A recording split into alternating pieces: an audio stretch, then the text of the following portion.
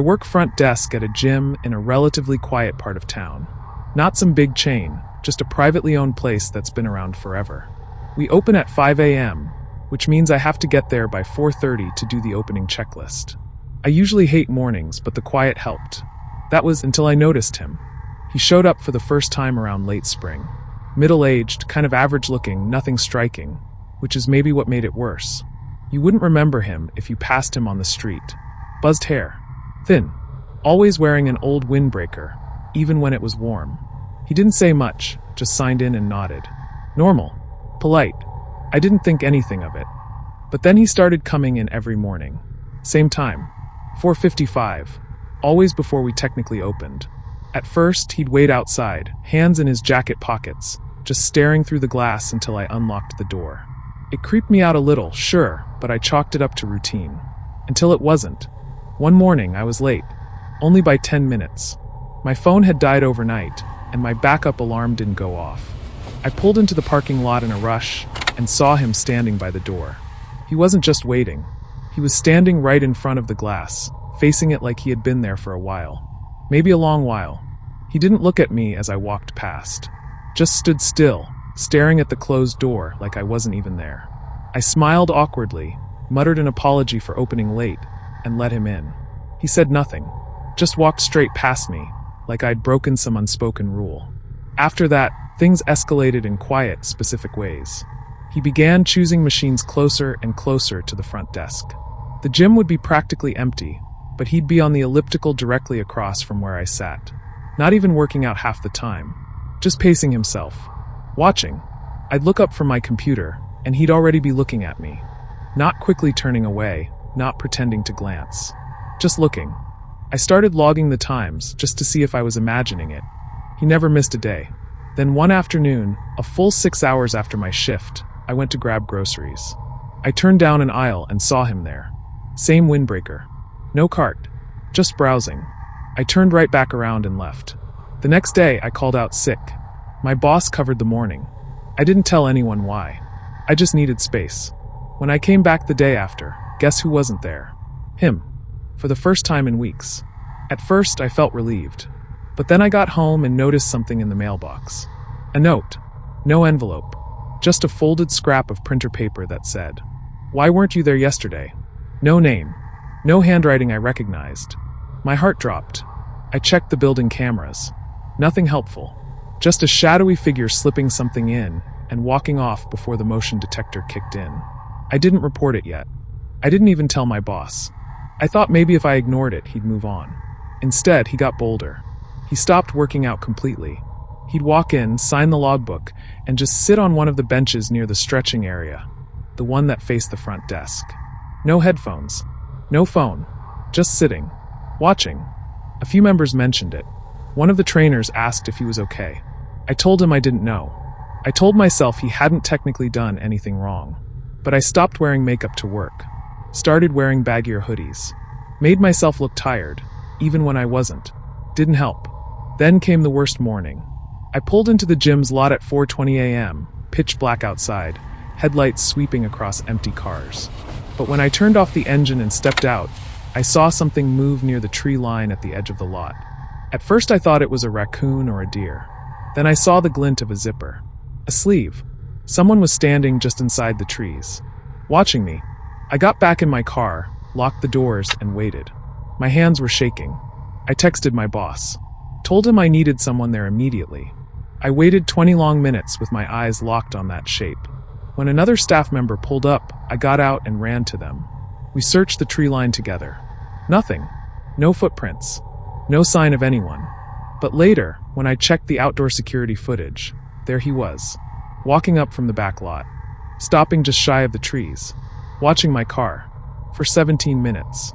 I showed my manager everything.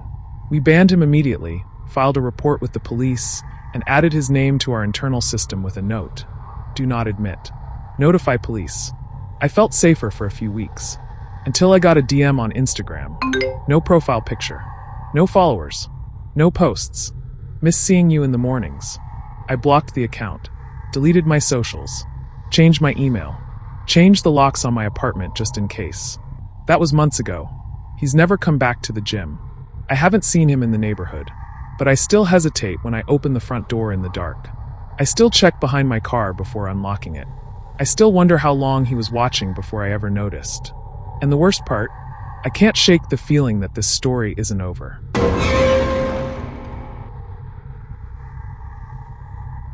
I don't post much on social media. No thirst traps. No daily outfits. No apartment tours. I've always kept things quiet, mostly books, iced coffee, and the occasional selfie with friends when I feel brave. That's it. So I've never really understood how I became a target. Or when. The first message was easy to ignore.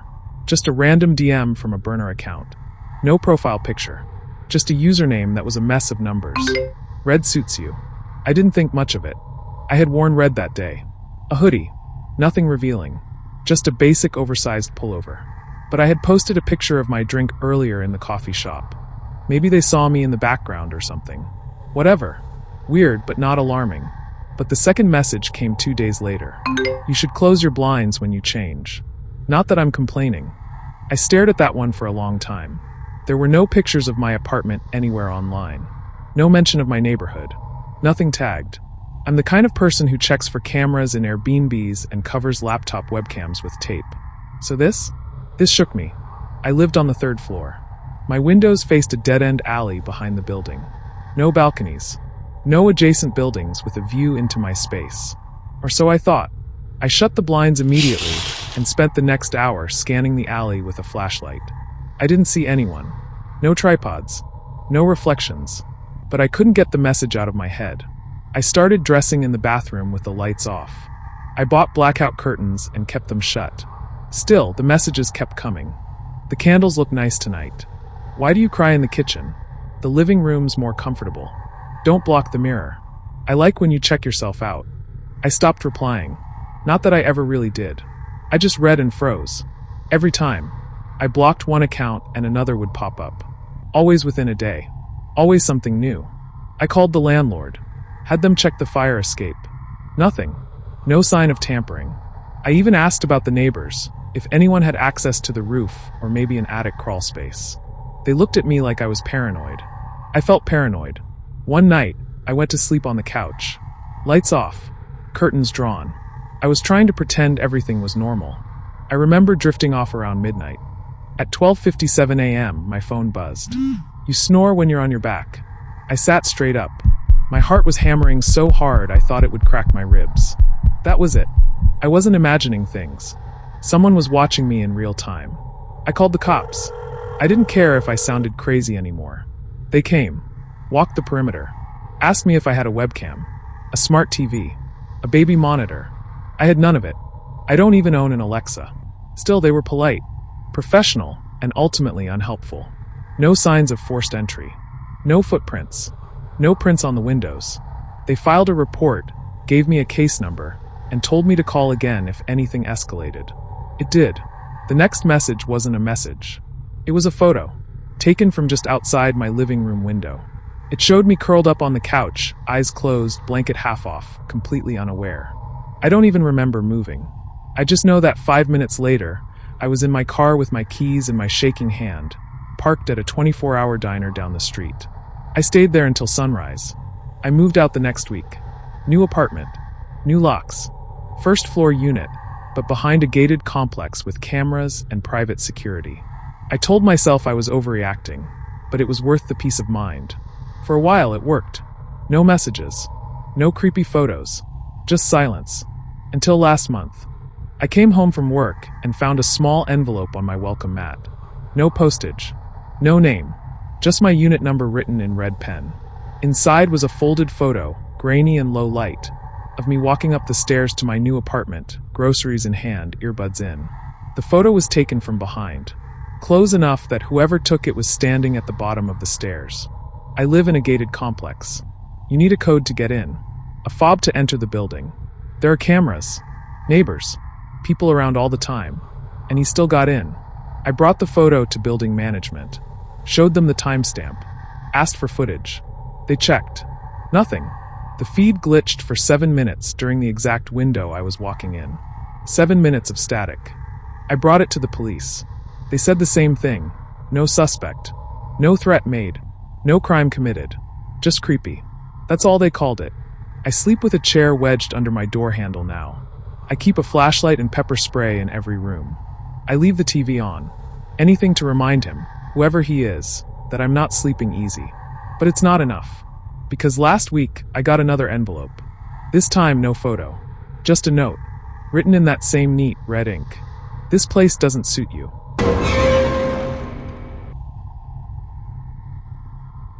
I met him at work. I'm a receptionist at a small dental clinic. The kind where patients actually talk to you, where you remember their names and their kids' birthdays if you've been there long enough. He wasn't a regular at first. Just walked in one afternoon to make an appointment. Polite. Friendly. Nothing off. He had that shy but sweet demeanor. Eyes down, soft-spoken. Always chuckling at his own awkwardness. He joked about how he hadn't been to the dentist in years. I told him he'd come to the right place. Gave him a smile I'd given 1,000 people before. He smiled back in a way that lingered a little too long. His name was Joel. I saw him again 2 weeks later. Came in for a cleaning. Chatted a bit more. He asked if I liked working there. I said I did. Harmless small talk. But when he left, he said, "I hope I see you again." And he did. A lot. He started coming in for things he didn't need. Asking about procedures he'd already had done. Asking to change appointments, then cancel them, then reschedule them again for no real reason. Every time, he made a point of talking to me, waving as he left, smiling that slow, deliberate smile. My coworkers thought it was cute at first. They teased me about having a fan. One even said he must be crushing on me hard.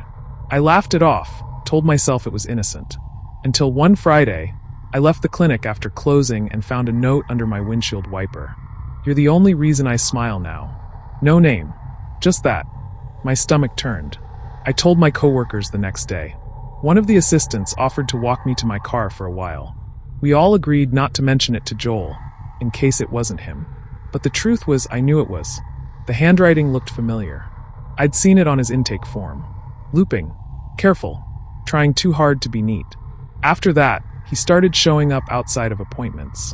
I'd catch him standing across the street when I came back from lunch. Or sitting in his car with the engine off, parked facing the clinic even on days he wasn't scheduled. Always in that same worn jacket. Always pretending not to look at me. One day, I stepped outside to throw out trash and saw him across the street, just standing there. Staring. I went back in and locked the door behind me. He didn't leave for 30 minutes. My manager finally had enough and pulled him aside the next time he came in. Told him he couldn't hang around the clinic without an appointment.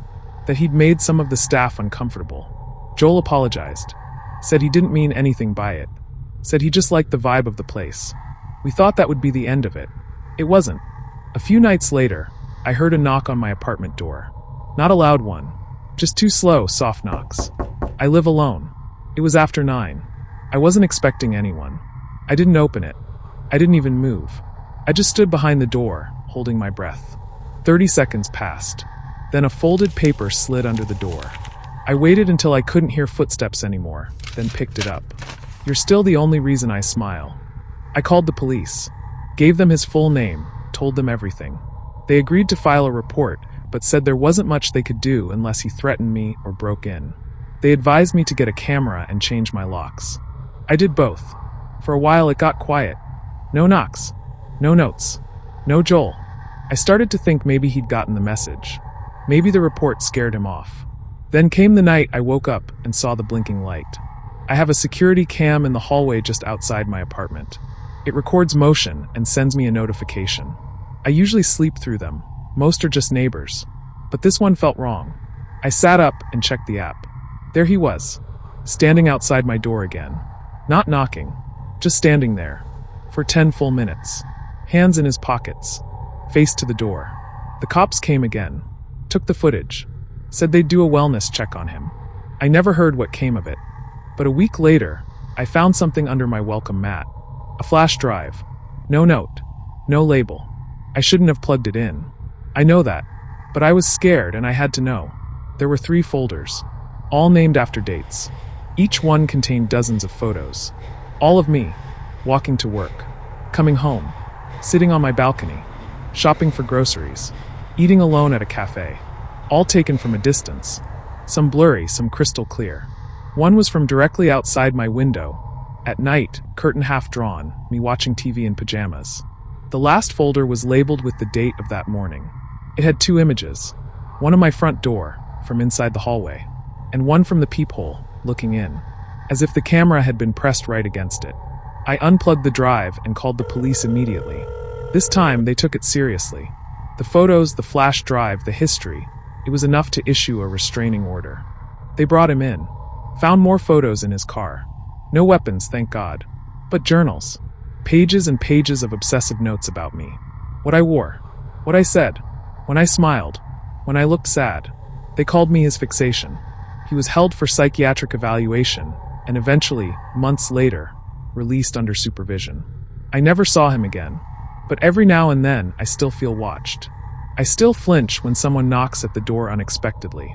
And I still check the peephole before I sleep, just in case someone's there. Smiling,